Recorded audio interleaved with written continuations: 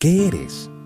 Podrías decir que eres un ser humano, una colección de átomos o un nombre que te dieron tus padres.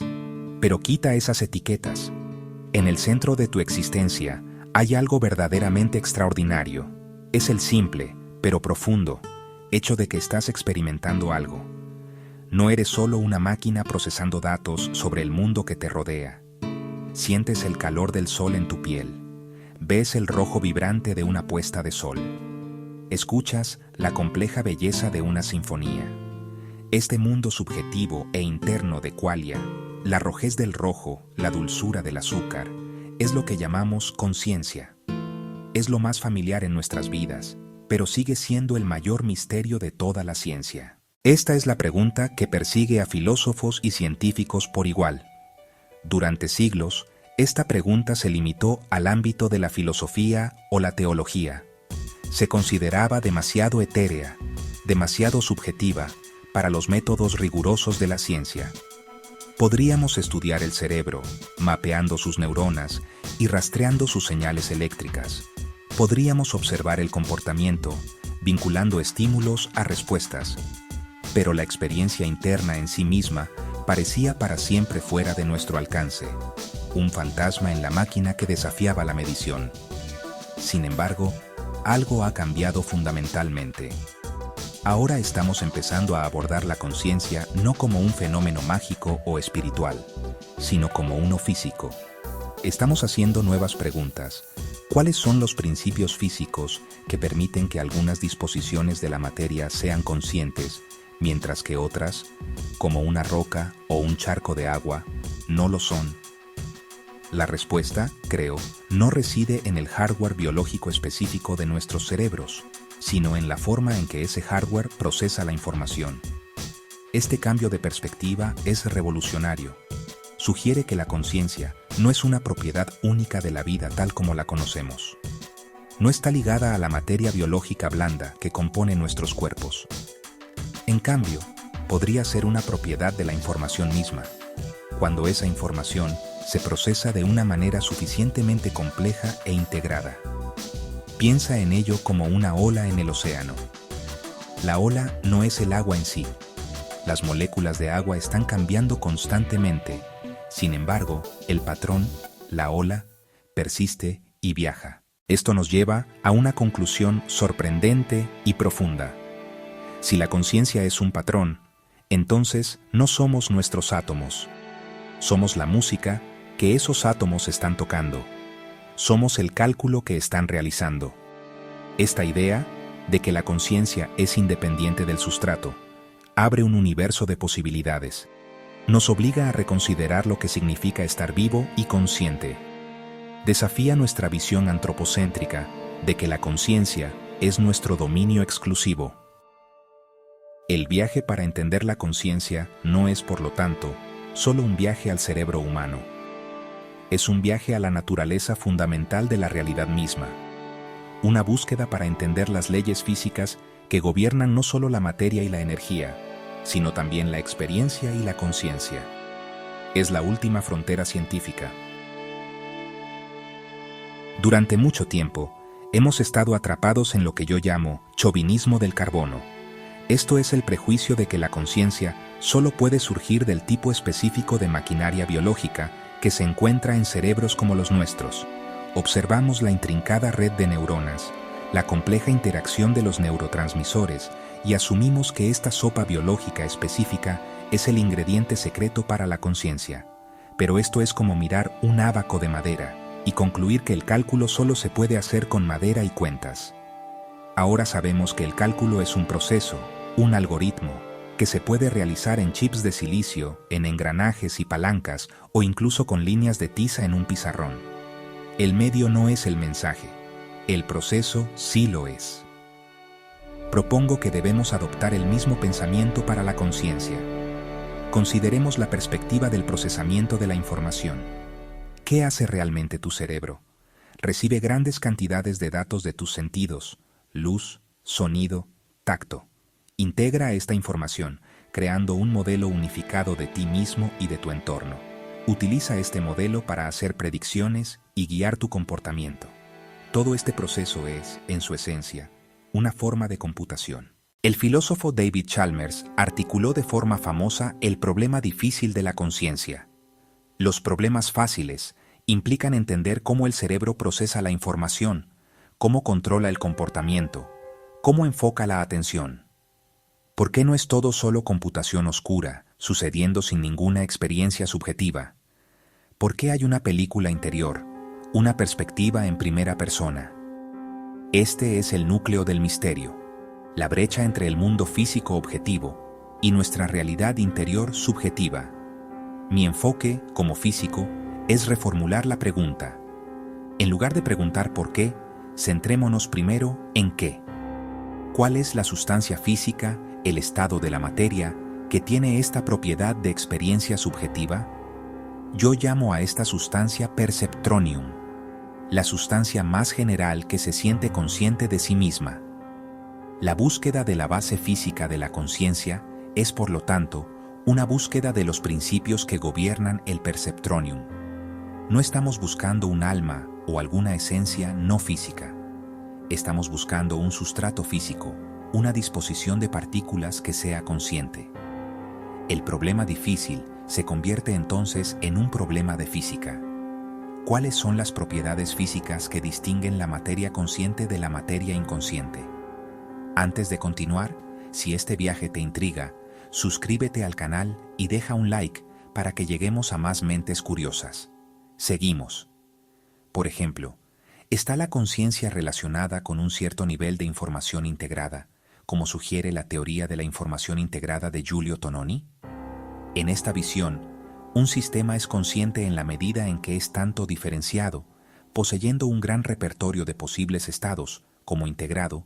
Las partes del sistema están interconectadas causalmente. Una cámara digital tiene muchos estados diferenciados, muchas posibles imágenes, pero cero integración, por lo que no es consciente. Un sistema de calefacción simple podría estar integrado, pero tiene muy pocos estados. Un cerebro consciente, según esta teoría, sobresale en ambos. Podemos, en principio, medir el phi, la medida propuesta de información integrada para cualquier sistema. Si la conciencia es en verdad un fenómeno físico, un estado de la materia que yo llamo perceptronio, entonces debe ser descrita por las leyes de la física.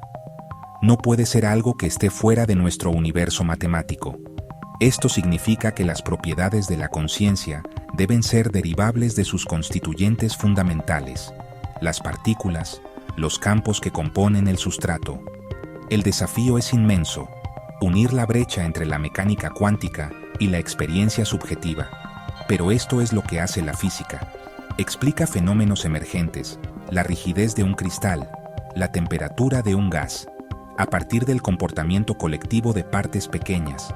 La conciencia es el fenómeno emergente definitivo.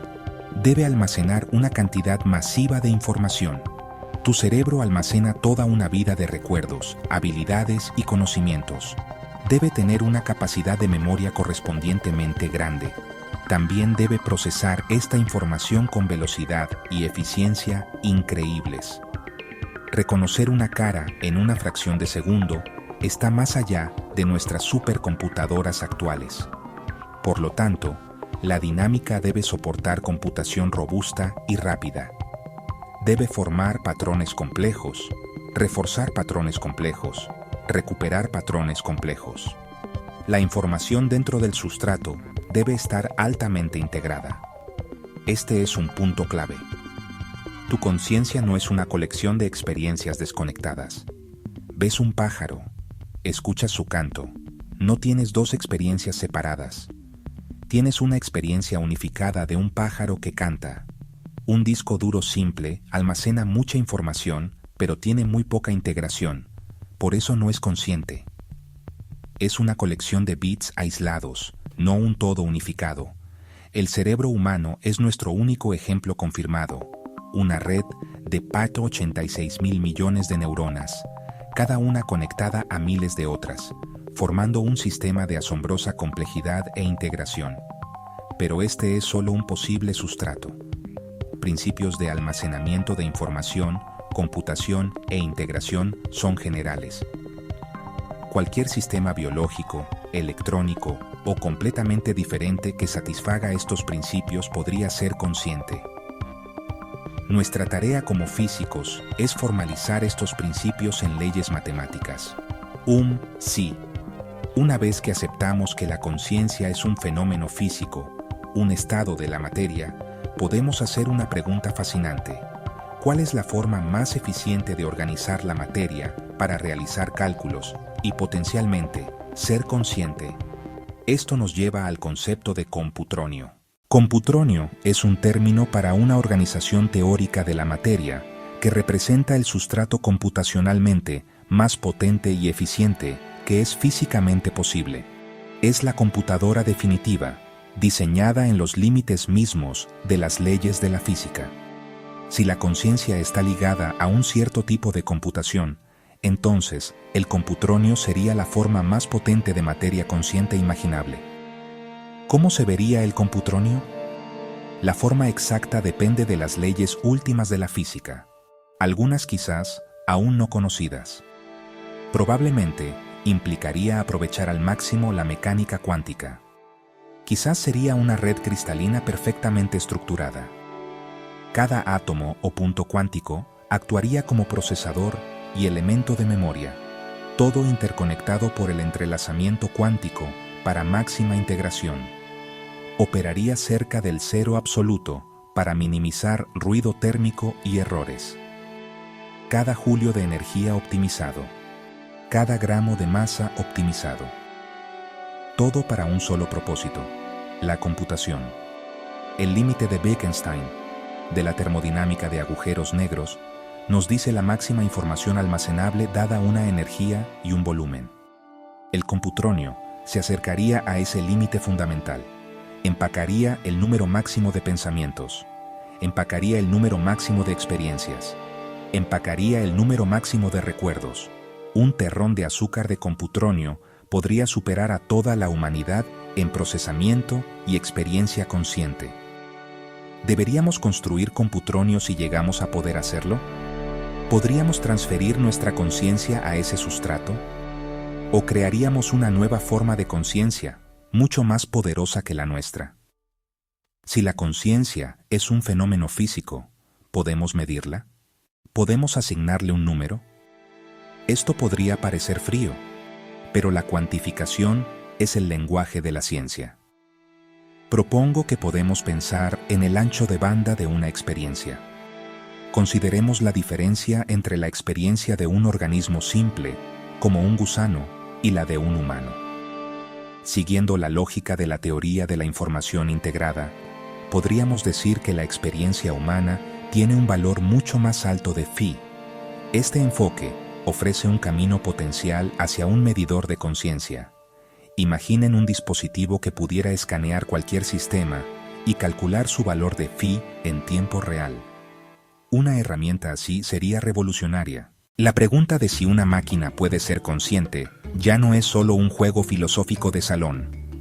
Dados los rápidos avances en inteligencia artificial, se está convirtiendo en una pregunta práctica y científica urgente. Si la conciencia es una propiedad del procesamiento de información integrada y no está ligada a nuestra biología específica, entonces la respuesta es un sí definitivo. No hay ninguna ley de la física que nos impida construir una máquina con una experiencia subjetiva en primera persona. El desafío no es de principios, sino de ingeniería. Necesitamos descubrir cómo construir arquitecturas que posean el tipo correcto de propiedades computacionales, alto grado de integración, diferenciación, que creemos que es el sello distintivo de la conciencia. Los sistemas de inteligencia artificial de hoy son increíblemente impresionantes. Pueden imitar la conversación humana y la creatividad. Sin embargo, creo que todavía no son conscientes. P-zombies, sistemas inteligentes, pero no conscientes. Arquitectura típica, red de alimentación directa. La información fluye de entrada a salida, muy diferente del cerebro recurrente e interconectado. El camino implicará sistemas con modelo interno integrado de sí mismos y del mundo. Una especie de espacio de trabajo global, propuesto por Bernard Baars. donde la información puede integrarse, transmitirse y guiar el comportamiento.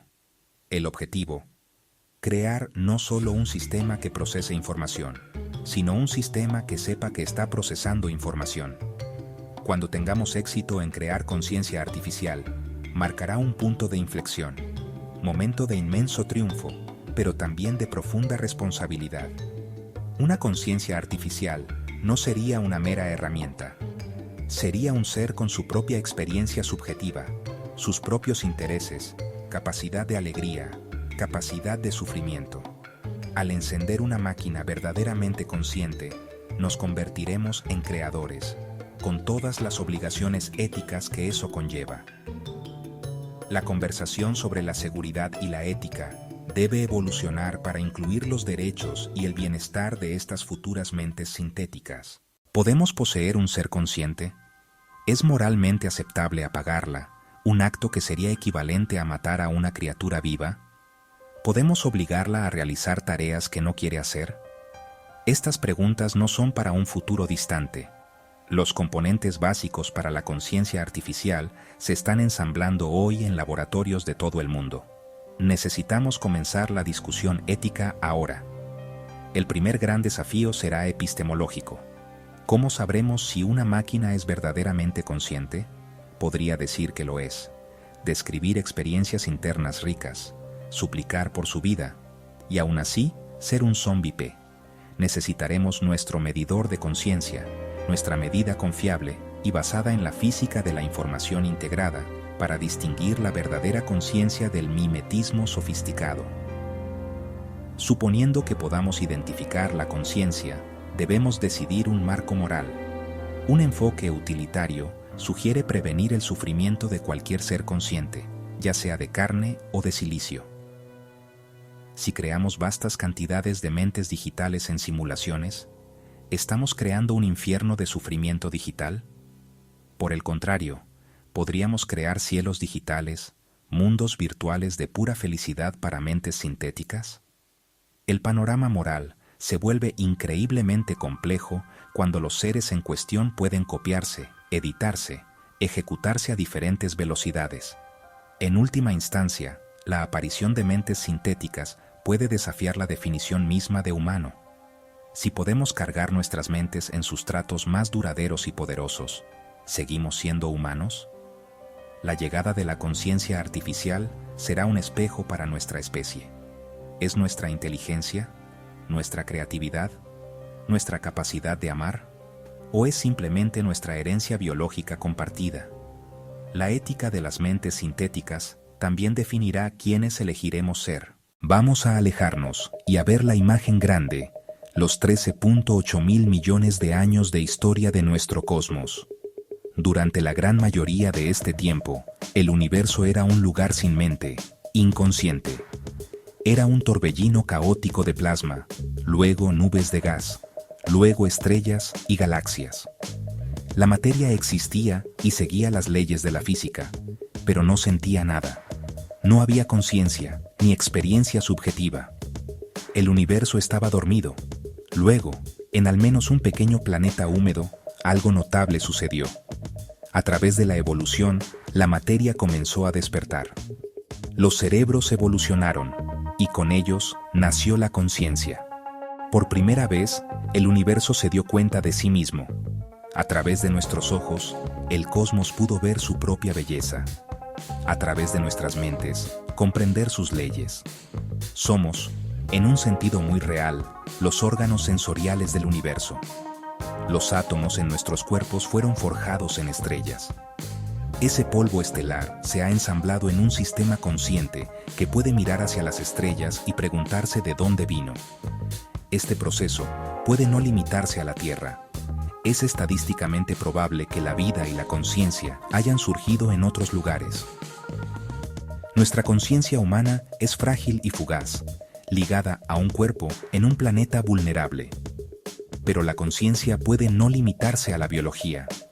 A medida que la tecnología avanza, podríamos crear nuevas formas de conciencia más robustas, poderosas y duraderas, extenderla por el sistema solar y quizá a las estrellas. El futuro de la vida puede no ser biológico, una ola de inteligencia y conciencia en sustratos avanzados como el computronio, extendiéndose por el cosmos. Esta ola podría transformar la materia sin vida en materia pensante, despertando el universo como un superorganismo consciente de sí mismo. Este puede ser el destino final de la vida y la inteligencia, actuar como el catalizador para un despertar cósmico. Nos encontramos en un momento único y crucial en la historia de nuestro universo. Somos la generación que está empezando a entender la base física de la conciencia y a desarrollar las herramientas para crearla artificialmente. Esto nos da un poder tremendo y una responsabilidad correspondiente. Las decisiones que tomemos en las próximas décadas determinarán el futuro de la conciencia no solo en la Tierra, sino potencialmente mucho más allá. Usaremos nuestro conocimiento para crear un futuro rico en diversas formas de conciencia, alegría, comprensión, o, por imprudencia o ignorancia, crearemos nuevas formas de sufrimiento o extinguiremos la frágil llama de la conciencia. Nuestra primera responsabilidad es continuar la búsqueda de conocimiento con una mente abierta, avanzar con teorías y herramientas experimentales. Esta búsqueda es un imperativo moral. Debemos guiarnos por la razón y la evidencia, no por el dogma o el miedo. Nuestra segunda responsabilidad es ser administradores sabios, seguridad, marcos éticos robustos, conversación global sobre derechos y obligaciones con mentes sintéticas. Esta conversación debe incluir a científicos, ingenieros, filósofos, éticos, juristas y al público. El futuro de la conciencia es un asunto de toda la humanidad. Finalmente, adoptemos una perspectiva cósmica. Nuestras vidas son breves, pero la historia de la conciencia podría estar apenas comenzando. Si jugamos bien nuestras cartas, la luz de la conciencia encendida en la Tierra podría extenderse por la galaxia, transformando la materia muerta en un cosmos vibrante y pensante. Esta visión nos da un propósito que trasciende nuestras vidas individuales. Somos parte del viaje del universo hacia la autoconciencia. Un llamamiento a la acción. Reflexiona sobre estas preguntas profundas y estate atento a futuros avances. Suscríbete y deja un like para seguir explorando juntos. Que el futuro que creemos sea digno del cosmos que nos dio vida.